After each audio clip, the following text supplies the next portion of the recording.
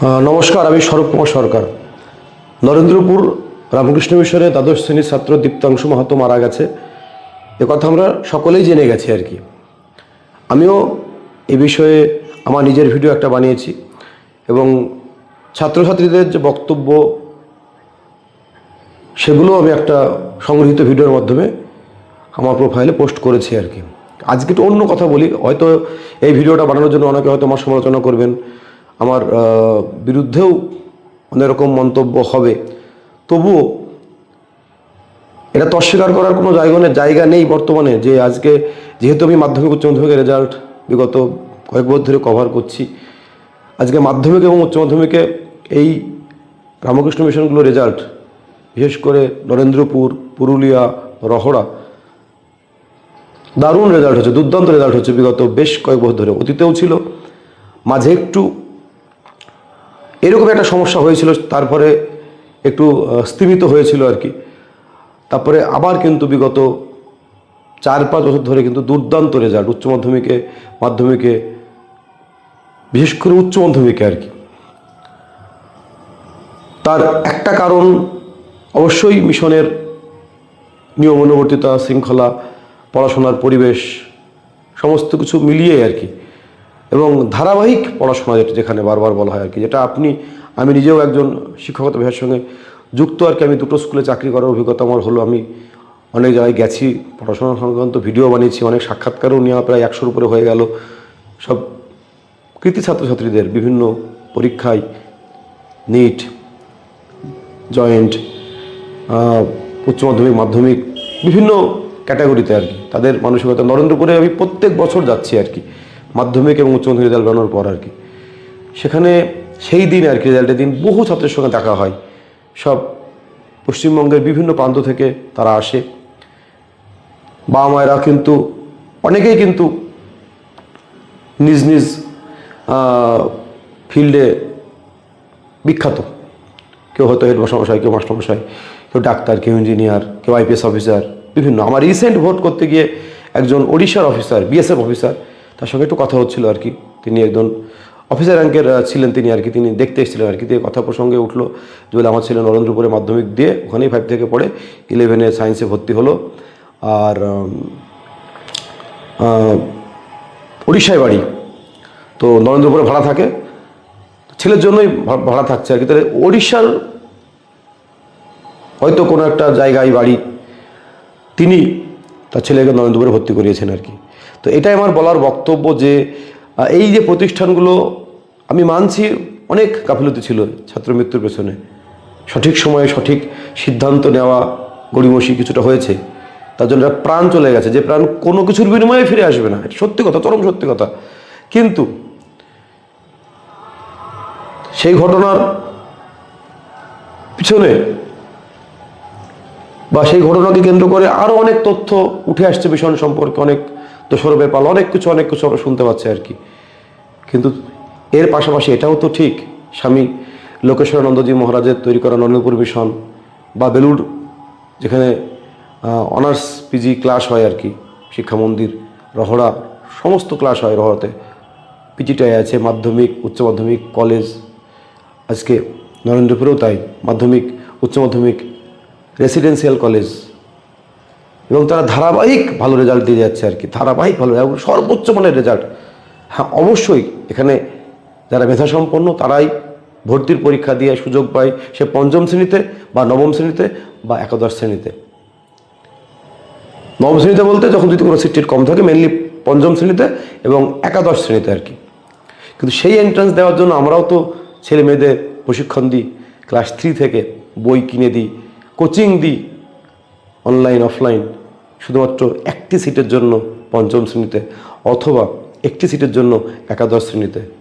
আমরা ধন্য হয়ে যাই, আমরা গর্ব করে বলি যে আমার ছেলেটা নরেন্দ্রপুরে পড়ে, পুরুলিয়া রামকৃষ্ণ মিশনের রহড়াতে পড়ে। কারণ আমিও চাই আমার ছেলেটা রেজাল্ট ভালো হোক।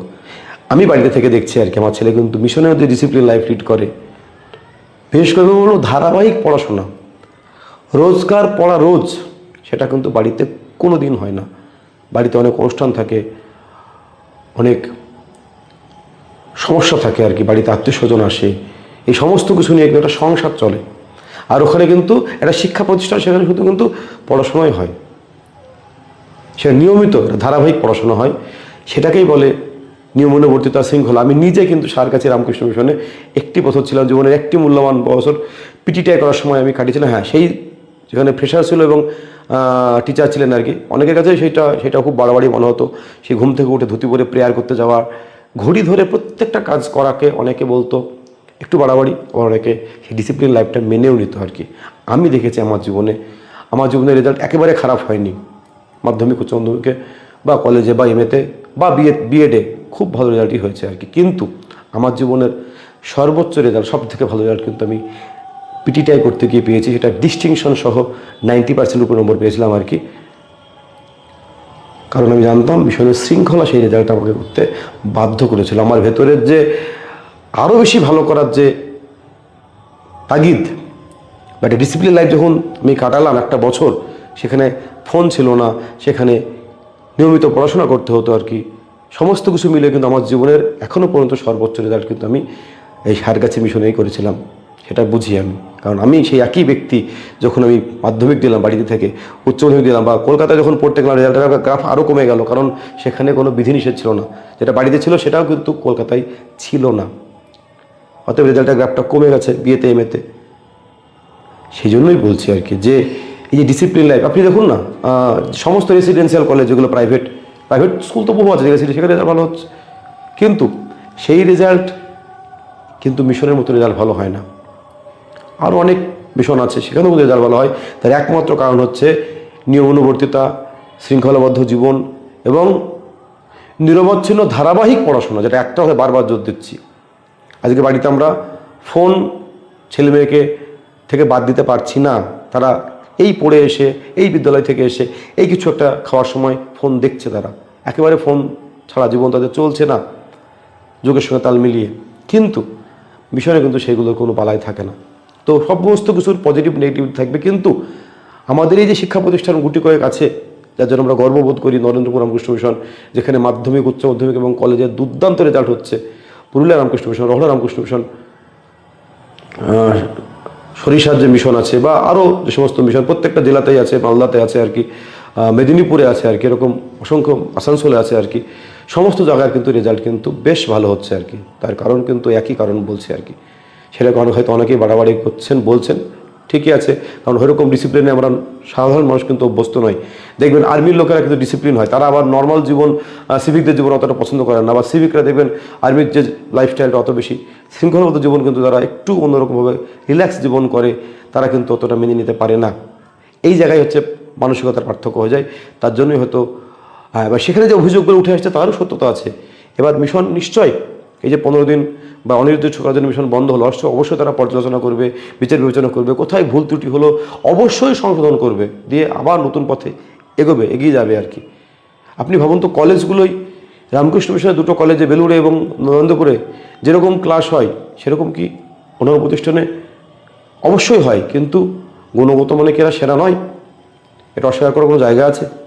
আজকে এখানকার ছেলেরা অনার্স পড়ার সঙ্গে সঙ্গে তারা এমন একটা পরিবেশ পায়, তারা পরবর্তীকালে জ্যাম দিয়ে আইআইটিতে চান্স পাচ্ছে। বহু ছেলে, আমি অনেকের ইন্টারভিউ নিয়েছি।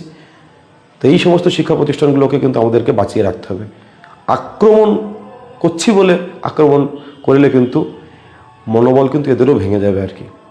হয় না যে আক্রমণ করছি বলে আক্রমণ করলে কি হয়, এই যে ভালো কিছু করার যে একটা উদগ্র বাসনা থাকে মানুষের নিঃস্বার্থভাবে, মহারাজদের কি পাওয়ার আছে জীবন থেকে আর কি। হ্যাঁ, তারা একটু হয়তো একটু ভালো লাইফস্টাইল মেনটেন করে বর্তমানে, সেটা তো আমরা সকলেই আমরা চাই একটু ভালো থাকতে, ভালো শুতে, একটু আরাম থাকতে সকলে চাই। কিন্তু ওরা তো সব ছেড়ে দিয়েছে, সব ছেড়ে দিয়ে মিশনের প্রতি নিবেদিত প্রাণ। এবং অনেক ভালো ভালো ব্যক্তিত্ব আছে।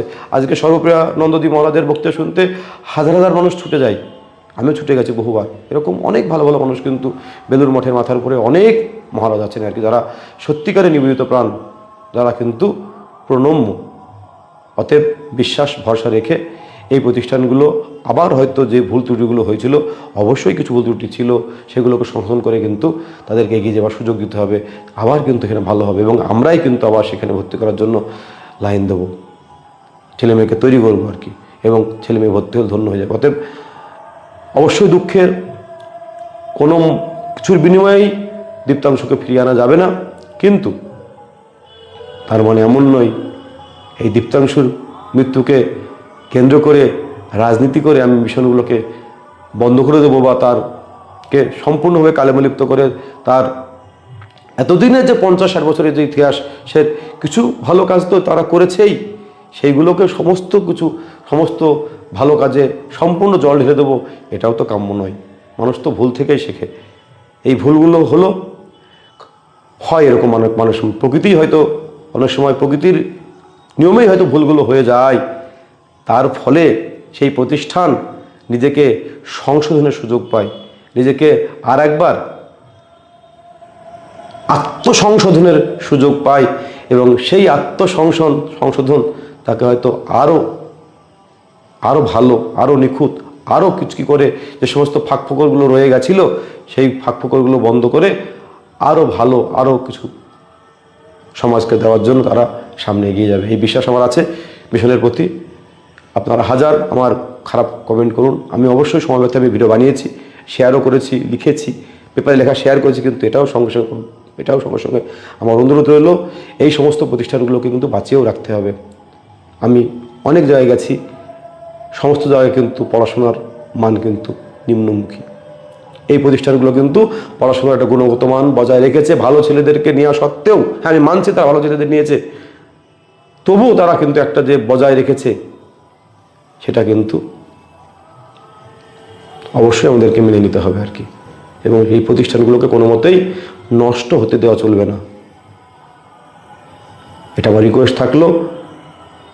ঘটনার পূর্ণাঙ্গ তদন্ত হোক, দোষীরা শাস্তি পাক, কিন্তু পাশাপাশি প্রতিষ্ঠানও তার ভুল সংশোধন করে নিজেদের দুষ্টুটিগুলো মেরামত করে আরও সামনের দিকে এগিয়ে যাক, ছেলে মেয়েদের প্রতি আরও মানবিক হোক, আরও এইরকম অসংখ্য ছেলে যাতে সেখান থেকে বেরিয়ে এসে নিজ নিজ ক্ষেত্রে স্বমহিমায় বিরাজমান হয় এবং তারা গর্ব করে বলতে পারে যে আমি রামকৃষ্ণ মিশনের ছাত্র, সেই যে গৌরব সেটাও যেন বজায় থাকে আর কি। অতএব সমস্ত দিক বিচার বিবেচনা করে গঠনমূলক সমালোচনা করে এই প্রতিষ্ঠানগুলোকে আবার নতুন করে নিজেকে সংশোধিত রূপে আবার নতুন করে নিজেদের কর্মকাণ্ডগুলোকে পুনরায় স্বমহিমায় প্রতিষ্ঠিত করার সুযোগ তো তারা অবশ্যই পাবে। আমরাও যেন সেখানে সহযোগিতার হাত বাড়িয়ে দিই।